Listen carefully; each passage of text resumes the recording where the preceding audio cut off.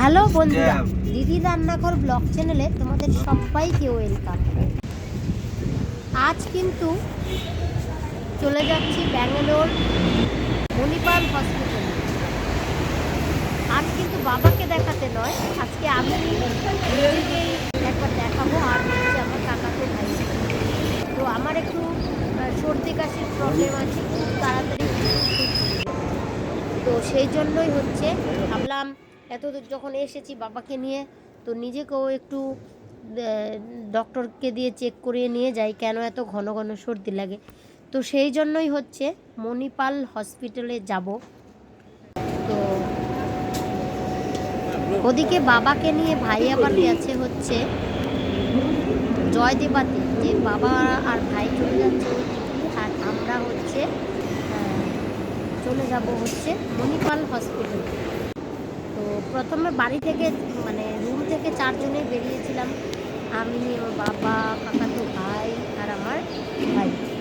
তো তারপর কিছুটা রাস্তা মেট্রোতে 4 জনেই একসাথে করে গিয়েছিলাম, তারপর সেখান থেকে রাস্তা আলাদা হয়ে গেছে।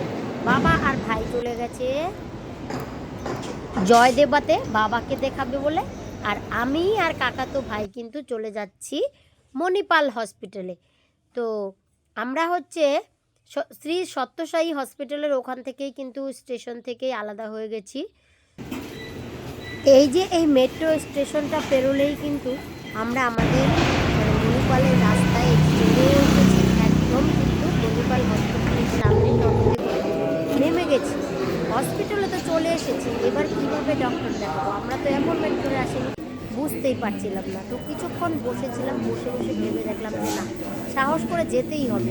সাহস করে তো যেতে পারতাম, একটা সমস্যা ছিল। আসলে আমি তেমন ভালো হিন্দি বলতে পারি না, যেহেতু বাঙালি সব কথা বুঝতে পারি হিন্দি, কিন্তু বলতে গেলে অসুবিধা হয়ে যায়, তাই ভয় ভয় পাচ্ছিলাম। কাকা তো ভাইয়েরও কিন্তু সাহায্য করার উপায় নেই, কারণ ও একটা আলাদা ডাক্তার দেখাবে, ওর ছিল কানের সমস্যা আর আমার হলো সর্দি কাশির সমস্যা। এই জন্য দুজনের পথ ছিল 2 রকম আলাদা। তো যাই হোক, আমি অ্যাপয়েন্টমেন্ট ছাড়াই এসেছি। তোমরা যদি অ্যাপয়েন্টমেন্ট নিয়ে আসতে চাও, তাহলে এই যে স্ক্রিনে দেওয়া নাম্বারটা, সেই নাম্বারটা আমি বলে দিচ্ছি, এই নাম্বারটাতে ফোন করে তোমরা কিন্তু অ্যাপয়েন্টমেন্ট নিয়ে নেবে। 1800102555, সঙ্গে আর একটা 5, মানে শেষে 4টা 5। এই নাম্বারটাতে কিন্তু তোমরা ফোন করে অ্যাপয়েন্টমেন্ট নিয়ে কিন্তু আসতে পারো। আমরা কিন্তু হুট করে অ্যাপয়েন্টমেন্ট ছাড়াই চলে এসেছি। কালকে আবার ব্যাঙ্গালোর থেকে বাড়ি ফিরে যাব, সেজন্য আজকেই চলে এসেছি, যা হয় হবে। খুব ভালো কিন্তু হসপিটালটাতে গিয়ে এত ভালো লাগলো, একদম চকচকে, মনেই হচ্ছিল না যে এটা হসপিটাল, মনে হচ্ছিল কোনো মন্দিরে বোধহয় প্রবেশ করেছি। তো যাই হোক, এই হচ্ছে মণিপাল হসপিটাল, ব্যাঙ্গালোর মণিপাল হসপিটাল। তো সেখানে গিয়ে প্রথমে রিসেপশনে খোঁজ নিই, রিসেপশনের ওখানে গিয়ে জিজ্ঞেস করি, মানে আমি আমার সমস্যাটা বলি। ভালো তো হিন্দি বলতে পারি না, কিন্তু যেমন পেরেছি তেমনই কিন্তু বুঝিয়েছি। আমার হিন্দি শুনে তো সবাই হাসছিল, কারণ আমি তো বাঙালি, হিন্দি কথা বলতে গিয়েও কিন্তু আমার বাংলা কথার টান চলে এসেছিল। তো যাই হোক, বুঝেছে, মোট কথা বুঝেছে। রিসেপশনে গিয়ে আমার সমস্যাটা বলেছি, যে মানে আমার কি সমস্যা, যে আমার ঘন ঘন সর্দি লেগে যায়, সর্দি কাশি হয়ে যায়, আর এইটুকুই হচ্ছে বলেছি। তারপরে রিসেপশন থেকে বলে দিল অন্য একটা 2 নাম্বার কাউন্টারে যেতে। তখন আমি 2 নাম্বার কাউন্টারে গিয়েছি। সেখানে যাওয়ার পরে হচ্ছে সুগার, তার প্রেশার, অক্সিজেন সাপ্লাই, এইসব হচ্ছে মেপে নিয়ে তারপরে আমাকে একটা ডক্টরের সাজেস্ট করেছে, ডক্টর শীতল। আমি যে ডক্টরকে দেখিয়েছি, মাননীয় ডক্টর শীতল, তাকে দেখাবো বলে কিন্তু নাম লেখা হয়ে গেছে, 6 নম্বরে ছিল আমার নাম। তো ততক্ষণ বসেছিলাম, তবুও ভাবছিলাম যে হিন্দি কীভাবে বলবো, মনে শুধু একটাই সংকোচ ছিল, হিন্দি কীভাবে বলবো। তো যাই হোক, ভাগ্যক্রমে ভিতরে দিয়ে বাংলাও বলতাম, হিন্দিতেই বলতে চাইছিলাম, যেমন হিন্দি পারছিলাম, বাংলা হিন্দি মিক্সড। তখন কিন্তু উনি বুঝতে পেরেছে যে আমি বাঙালি। আমাকে জিজ্ঞেস করলো কোথা থেকে এসেছি, আমি বলেছি রায়গঞ্জ, উত্তর দিনাজপুর থেকে। তারপর বলেছে কোনো অসুবিধা নেই, তুমি বাংলায় বলতে পারো।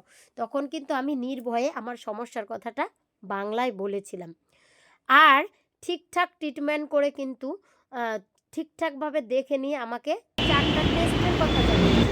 4টা টেস্ট করতে হবে, তার মধ্যে একটা ছিল এক্স রে, একটা ছিল লাঞ্চের টেস্ট, আরেকটা ছিল ব্লাডের টেস্ট, আরও একটা ব্লাডের টেস্ট ছিল। 3টা টেস্ট তো অলরেডি আমি করে নিয়েছি। সেই মণিপাল হসপিটালের ভিতরেই কিন্তু সব রকম ব্যবস্থা ছিল। এই যে স্ক্রিনে দেখতে পাচ্ছ, ইনি হলেন ডাক্তার শীতল। এই ডাক্তারকে আমি হচ্ছে দেখিয়েছি আমার যে সর্দি কাশির প্রবলেম, সেই জন্য কিন্তু উনি হচ্ছে ডাক্তার শীতল হচ্ছে ভালো ডাক্তার, শ্বাসকষ্টের জন্য আর কি। তো যাই হোক, তারপর আমি 3টা টেস্ট করে নিয়েছি। আর একটা টেস্ট যখন করব তখন জিজ্ঞেস করলাম যে টেস্টের রিপোর্টটা কখন হবে, বলছে 4 দিন পরে। মুশকিল হচ্ছে আমাদের ফ্লাইটের টিকিট কিন্তু হয়ে গেছে, বাড়ি ফেরার জন্য ফ্লাইটের টিকিট অলরেডি কাটা হয়ে গেছে। তো আমি ভাবলাম কি করা যায়, তখন আমি আবার কিন্তু সাহস করে চলে গেলাম সেই মাননীয় ডাক্তার শীতলের কাছে। তো সেখানে গিয়ে বললাম, জানালাম আমার সমস্যাটার কথা, যে আমরা তো কালকে বাড়ি ফিরে যাব 8টার ফ্লাইটে, সকাল 8টার ফ্লাইটে, তো টেস্ট নাকি 4 দিন পরে আসবে। তো ডাক্তারটা এত ভালো ছিল সেই ডাক্তার দিদি, তো আর কিন্তু বললো যে তাহলে ঠিক আছে, ওই টেস্টটা করতে হবে না, এই বাকি 3টে টেস্ট তুমি করে নিয়েছো, তোমাকে ঠিকঠাক ওষুধ দেবে। তখন আমি ওই 3টে টেস্ট হচ্ছে রিপোর্ট করে নিয়ে গেলাম 4 ঘন্টার মধ্যে ওই মণিপাল হসপিটালে কিন্তু করেছি। তারপরে হচ্ছে দেখেছি যে তোমার কোনো প্রবলেম নেই, একটুখানি জাস্ট অ্যালার্জির প্রবলেম আছে, সেই ওষুধ দিয়ে দিচ্ছি। যখন তোমার এরকম ঠান্ডা, সর্দি কাশি, শ্বাসকষ্ট হবে, এই সপ্তাহের জন্য খাবে। তো আমি কিন্তু আনন্দ করতে করতে তারপরে আমাদের নিয়ে ফিরে এসেছি। তো বুঝতেই পারছো, একদম অচেনা জায়গায় একটা মেয়ে মানুষ হয়ে হিন্দি ভালো হিন্দি না বলতে পারলেও কিন্তু উপস্থিত বুদ্ধি খাটিয়ে নিজেই নিজের ডক্টর দেখিয়ে একদম সুস্থ হয়ে কিন্তু বাড়ি ফিরে এসেছি। তো বন্ধুরা, এই ভিডিওটা থেকে আমার একটাই বলার, যে মনে যদি জোর থাকে, মনে যদি সাহস থাকে, তাহলে কিন্তু অসাধ্যকেও সাধন করা যায়। তোমরাও যদি তোমাদের কোনো আত্মীয় স্বজন বা নিজের ডক্টর দেখাতে চাও, তাহলে কিন্তু ব্যাঙ্গালোরে যেতে পারো, একদম কম খরচে কিন্তু সুস্থ হয়ে যাবে। অ্যাকচুয়ালি আমি আমার ডাক্তার দেখানোর জন্য কিন্তু যাইনি, আমি গিয়েছিলাম বাবার ডক্টর দেখাতে, বাবাকে দেখাতে। তো তোমরাও যদি তোমাদের সমস্যা মনে হয়, কোনো রকম অসুখ মনে হয়, তাহলে কিন্তু তোমরা গিয়ে মণিপালে অল বডি চেক করে আসতে পারো একদম কম পয়সায়, আর সুস্থ হয়ে যেতে পারো কম খরচে। তো অনেকেই ভয় পাও যে ব্যাঙ্গালোরে বুঝি বেশি টাকা লাগে, কিন্তু একদম না, ব্যাঙ্গালোরে চিকিৎসার তেমন কোনো টাকা লাগে না, শুধু হচ্ছে ওই ভাড়াটা আর থাকা খাওয়ার ব্যবস্থাটাই লাগে। যাই হোক, এই ছিল আজকের ব্লগ ভিডিওটা। ভালো লেগে থাকলে অবশ্যই চ্যানেলটাকে সাবস্ক্রাইব করে পাশে থেকে নতুন ভিডিও পেতে উৎসাহিত করুন। দেখা হচ্ছে তাহলে পরের ভিডিওতে, ততক্ষণের জন্য সকলেই ভালো থেকো, সুস্থ থেকো, টাটা। শেষ করার আগে একটাই কথা বলার আছে, আমার যেটা মনে হয়েছে, মণিপাল হসপিটালের যতজন স্টাফ আছে সবার কিন্তু ব্যবহারটা ভীষণ ভালো। সেই জন্য তোমাদের যতই অজানা অচেনা হোক না কেন, মণিপালে যদি ডাক্তার দেখাতে চাও, তাহলে কিন্তু তোমাদের অনেকটাই সুবিধা হবে।